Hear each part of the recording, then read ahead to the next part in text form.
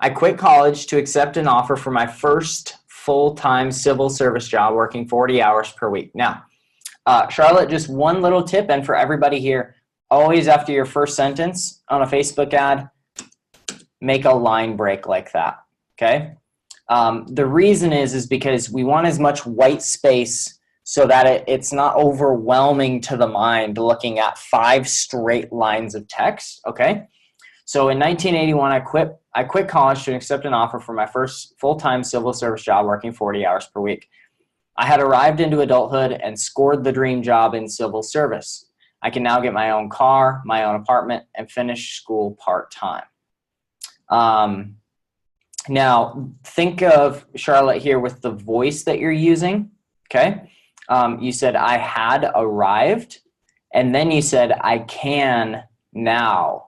So what I would say is, I could get my own car, my own apartment, and finish school part-time. During that time, trading my time for dollars was the adult thing to do. So I would say just put like 3 dots here so that it kind of breaks it up a little, if that makes sense, okay? And you're going to see I'm going to really break up the sentences and the paragraphs and stuff here. So pay attention to how I do that, all right? The reason is because the more white space that exists here between these lines, it actually creates a mental deep breath for people so they can read faster and comprehend more of what they're saying, all right? Trading my time for dollars was the adult thing to do. Now, I would even, let's just add to kind of the poking fun at this, and let's put quotations around this, right? Trading my time for dollars was the adult thing to do. Be satisfied, be content with your civil service salary so you can retire happy in 35 years. Your company will take care of you for life. All you need to do is show up. See, that's a big sentence. All you need to do is show up. So I would put that on its own line, okay? In 2006, my life was dramatically different. Now, again, we're making a big transition, so I would have this on its own line as well. 3 kids, mortgage, credit card debt, loans, and a recent divorce. So here's what I would do. Everybody pay close attention to what I'm going to do with this. So whenever you're listing things out like this, in an ad, what you always want to do is you want to say something like this. 3 kids, a mortgage, credit card debt, loans, and even you could just say like, I don't know if they're student loans, but you could say student loans,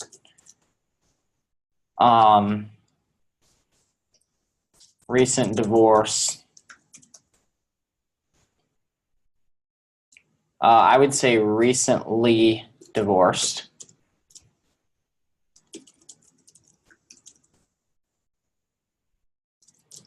And I would say overwhelmed. I was overwhelmed, to say the least, right? Something like that, okay? I began searching for other ways to make extra income. Now, I usually, guys, if you're new to Facebook ads, I try to stay away from like words like money or opportunity or income. So I would say something more along the lines of, here's how I say it. Ways to make a little extra on the side to make ends meet. Something like that. I wanted an online business that would be profitable and eventually I could quit my 40-hour civil service job. I researched and tried, I would just say researched and tried just about everything you can think of. Spent lots of time and money, which only generated a few $100s. I wanted more than the 40-hour civil service job was offering. I was determined beyond measure to find an online profitable business. See, I would not say this. Charlotte, I probably wouldn't say this. I would just say I was determined beyond measure to find a way out of, to find a way out. Something like this. I was determined beyond measure to find a way out at any cost. I was not making any progress in fulfilling, and this is one word, fulfilling, this dream.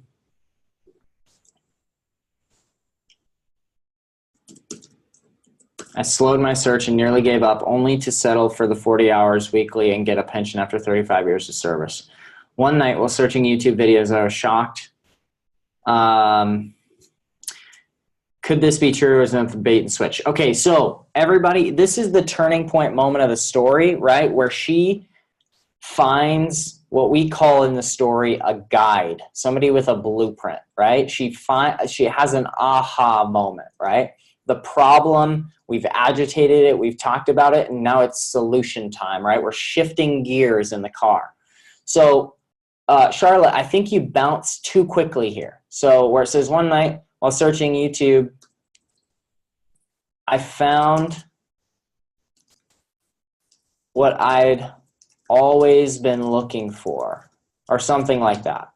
Okay, I found what I'd always been looking for.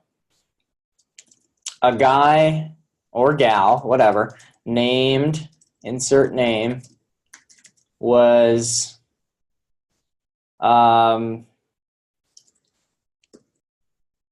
unpacking how he'd made a wildly successful enterprise online and wanted to show me how it was done. Or something, and how I could too.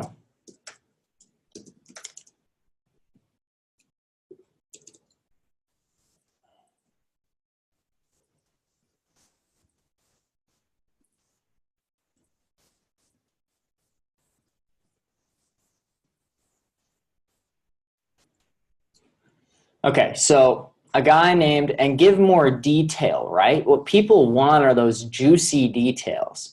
A story ad, guys, is, you can see the blinds in my window behind me, right? You can see those. A story ad is essentially where somebody walks over and they open up the blinds, right? That's what a story ad is, where they get to literally peek behind the blinds and look in and say, hey, what's going on over there, right? When I was young, and my mom all the time, when somebody would cruise by on a car really loud in our small town, she would run and go peek over out in the blinds. That's what your story ad is, okay? So one night while searching YouTube, I found what I'd always been looking for, and I knew things were never going to be the same, right? I know that sounds a little cheesy, but it's true, okay? So look, I know people are gonna, at a phrase like, I found what I'd always been looking for, things are never gonna be the same. I know there's skeptics out there. I know people are saying, okay, yeah, been there, done that, right? So let's just say it. I know it sounds a little cheesy. I know you've heard it before, but it's true, right? And I got on this video, a guy named whatever, Jake or Lewis, was unpacking how he'd made a wildly successful, I would say created a wildly successful enterprise online, and how I could too. I'd seen so many videos like this, and frankly, I was pretty skeptical at this point. But I was shocked by his candor and level of transparency. I was hooked. Right? Now we go right here, right? Working, 40 hours weekly for so many years and searching for the right online opportunity for me seemed beyond a reality. Okay, I was hooked. After, let's say, working 40 hours every single week for so many years,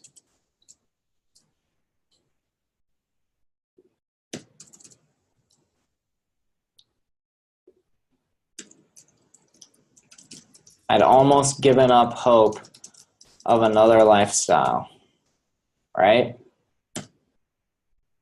I was doomed to a life sentence to only work, pay bills, work, pay more bills, and start over again. Was that the quality of life I was supposed to enjoy? There is no other opportunity available for me. So I would try to stay away from the word opportunity, okay? So I would say, was that the only quality of life I was supposed to enjoy?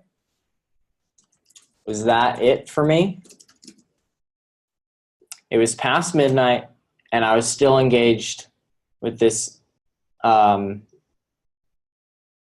with insert name, you know, with Jason's video or something, right? I had, I think it should be laser focus, and lost track of all time. Lost. Okay. Lost track of all time. Let's say lost track of time completely. Never had I been so consumed with such details on how to build an online business. All right, it sounds a little too vague, but I think it's okay. But this right here, Charlotte, sounds a little too vague. My journey always started, but always ended with something missing, and continuously asked for more money to go to the next step. So what I would say here is, my experience until now had been, until that night, was something like, let's see. Until that night, every time I tried to learn how to build something online,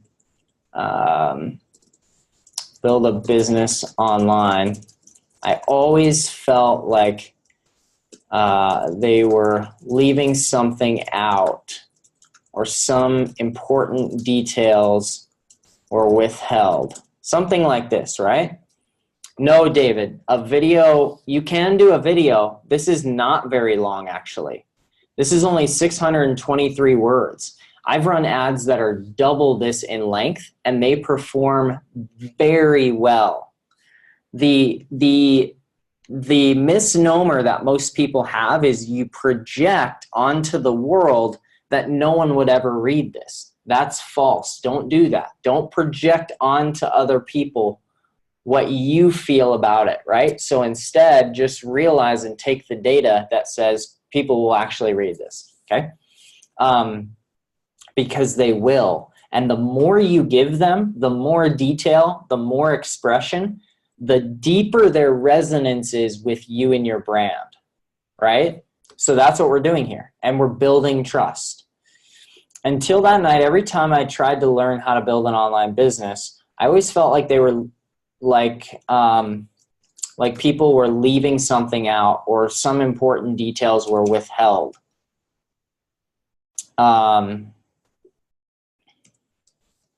Every step required more money out of my pocket. I felt frustrated. I felt exhausted.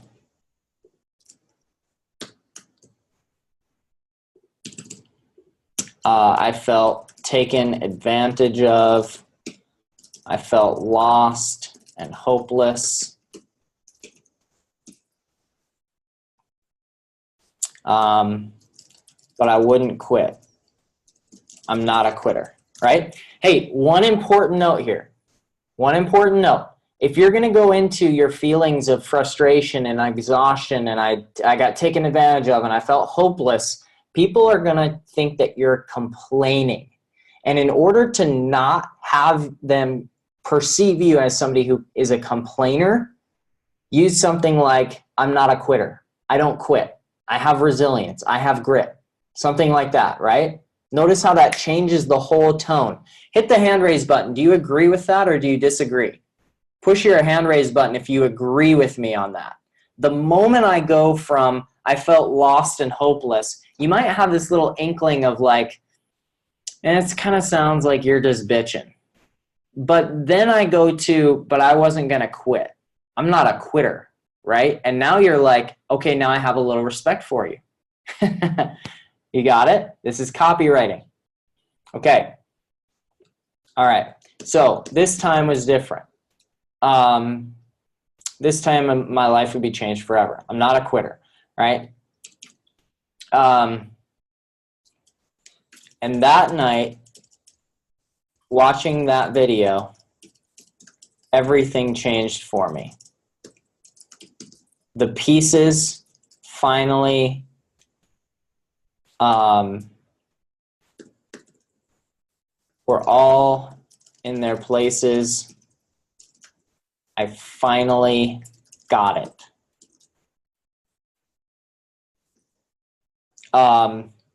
Now, Charlotte, you're going to have to transition to a call to action of some sort, right?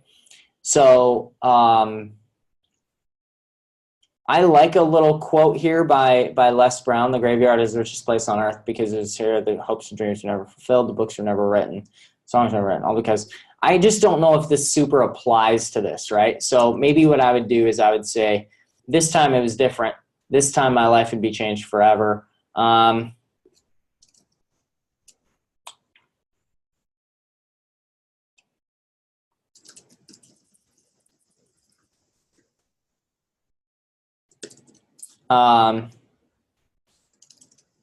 So here's what I would say. The pieces were all in their places, were all in place.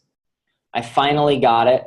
And if you've read this far, maybe, just maybe, you've experienced something similar. Well, I've got some good news. I'd like to share exactly what I learned with you in a short video on the next page. If you click or tap Learn More next to this post,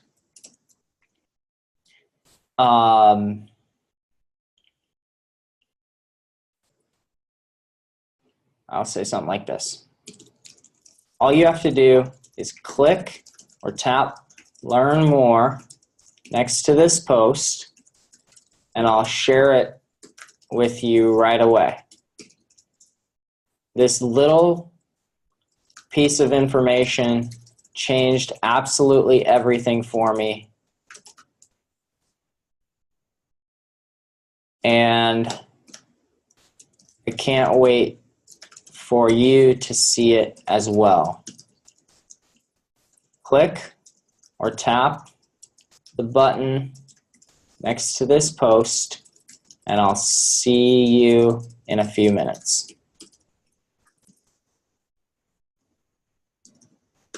A few seconds. Talk soon, Charlotte. Okay, Charlotte, does this make sense? Type to me if this makes sense to you. Look, if you can go into, this is a big thing that a lot of people just don't think about. Because usually when you're writing an ad for the first time, you haven't seen enough good ad copy to really know it when you see it. But if you can get into super specific stories and details and feelings, ad copy is a transfer of feeling from one person to the other, right? So for instance, in Donald Miller's book, and let me draw this out for you. In Donald Miller's book, Building a Story Brand,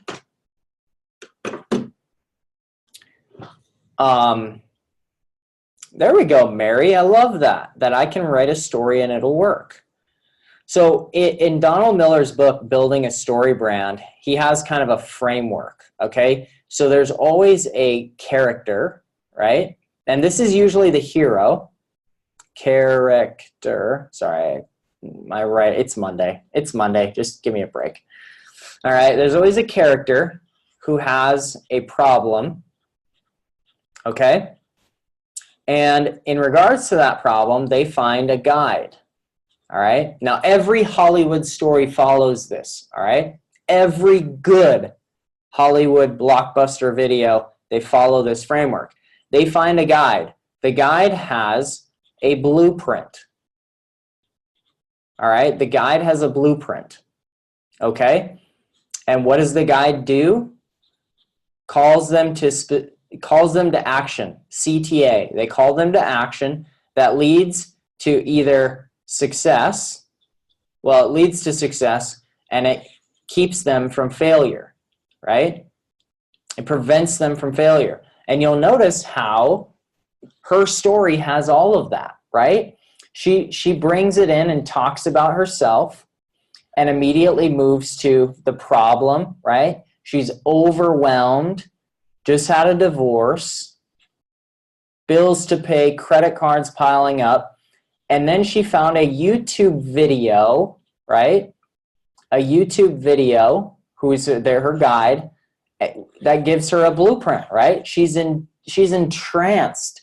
She is watching this video at midnight and lost track of time, right? And that there's a call to action that leads her to success, okay? Now, maybe, Charlotte, you can get more specific about the CTA that happened, right? What did this video specifically tell you to do? What did it provide you with specifically, right? And then go into avoiding failure, which you did. You talked about how you thought your only vision for life was this 40-hour work week over and over and over and over and over and over again, right? Over and over and over again. And then you said, that doesn't have to be anymore, right? I found my way out. And what I learned on that video was, and you know, Charlotte, probably one thing I would do is I'd probably get a couple bullet points of what you actually learned in that video.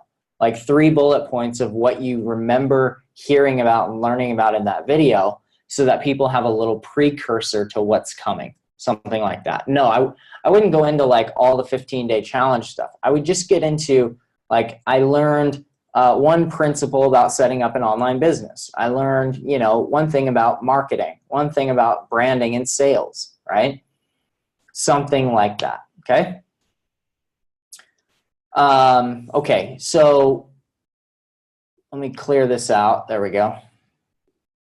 Okay, so that's a little bit about the actual, you know, kind of ad creation process. Now, when you go out and you target people, Charlotte, you're probably going to want to target people who will resonate with that story. For instance, Charlotte, you can target ladies who are the same age as you. You can target divorced ladies the same or close age as you. So let's say you're 55 or 50. I have no clue how old you are. Say you're 50, you're divorced, right? Okay, you can target ladies who are 40 to 60, who are divorced, who are interested in entrepreneurship, who are interested in affiliate marketing, who have shown interest in, let's say, somebody like Amy Porterfield, who's a big affiliate marketing lady, right? And now you've got a laser-focused story with a ton of people in the world who are going to resonate with your story, your feelings of struggle, your disappointment in other people, and having tried this and that, right? Now virtually everybody who lays eyes on your story is going to say, oh my gosh, am I reading her story or am I reading my story? I'm not sure at this point. Does that make sense to everybody here? Type to me in the chat. Does that make sense? In terms of how long this is, there is no limit. I used to cap it at like 1,000 words. In general, I would cap it around 1,000, but there's no limit. If you're great at ad copy, there's no limit. Like, I'm literally going to test with one of our ads that we're launching. I'm going to test like a 2,500 word ad, which is so long. But here's the thing. The longer the ad is, the higher engagement it'll get. It'll sit on people's screens longer, which increases Facebook's relevance score for you, which means that they're going to show your ad at better costs, and then your costs for everything go down. Just a little trick, okay? All right. Good, awesome. Now look, she's playing in the digital affiliate marketer, start your own business space. If you're a freaking plumber, if you're a electrician, if you are a lawyer, if any of these things, you can utilize this type of branding and this type of story, right? You can utilize this. A mechanic, James, exactly. So you can utilize, so good example, James said mechanic. If I was a freaking mechanic, I would destroy that industry overnight. Here's what I would do if I was a mechanic, right? So if I was a mechanic, I would get on and I would type out about a 500 to 1,000 word story of a total disaster scenario that most people have when they go to a mechanic to get their oil changed, to get tires rotated, to get whatever fixed, right? I would write it from my wife's perspective because my wife freaking hates going to get mechanical stuff done. No idea what people are talking about. No idea if she actually needs to buy something or not. So what I would do, James, is I would sit down and I would create an ad from an account that says James Kane, and I would say, you ever feel like, I would say something to the effect of, doesn't it suck when you have to go to the mechanic? Or doesn't going to see to a mechanic totally suck? I completely agree. And then I would say, hint, I'm actually a mechanic.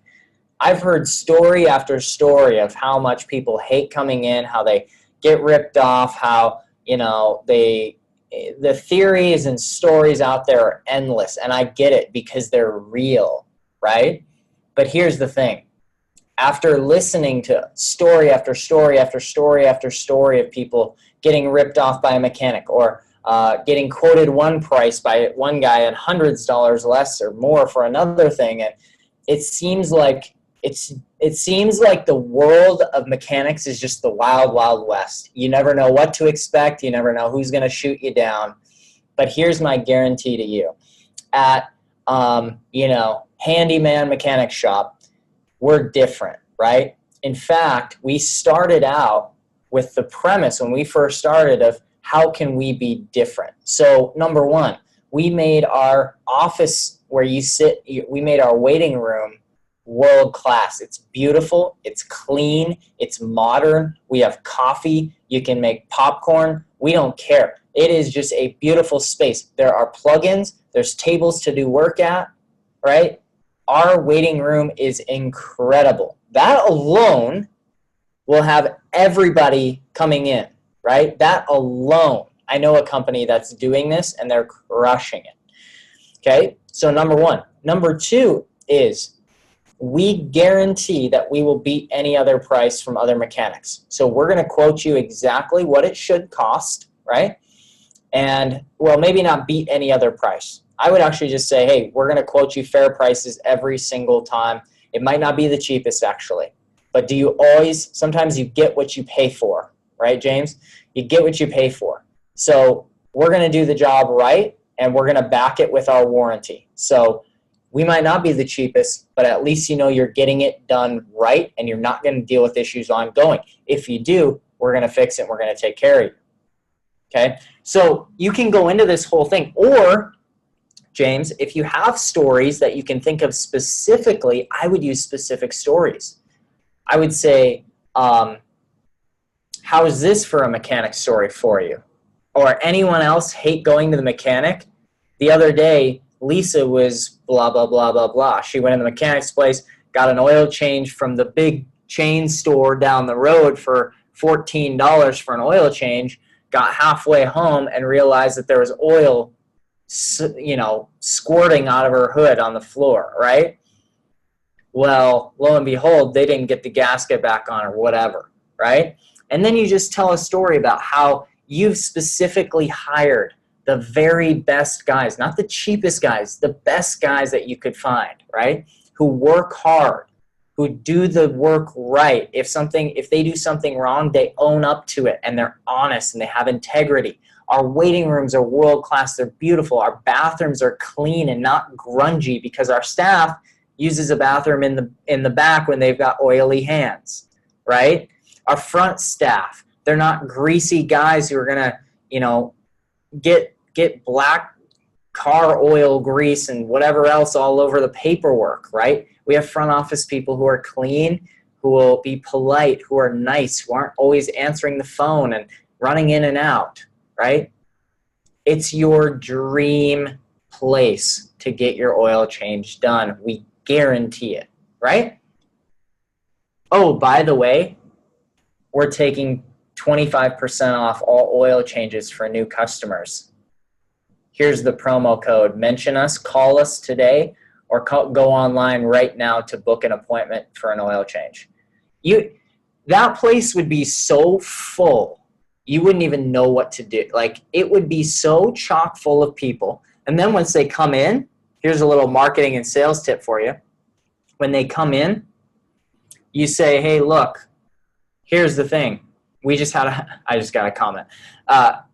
When they come in, you give them another coupon for another 25% off. You say, hey, look, we can't give you 25% off discounts forever, but we do want you to experience our great service and our incredible spot twice, at least twice, okay? Let me make that deal with you.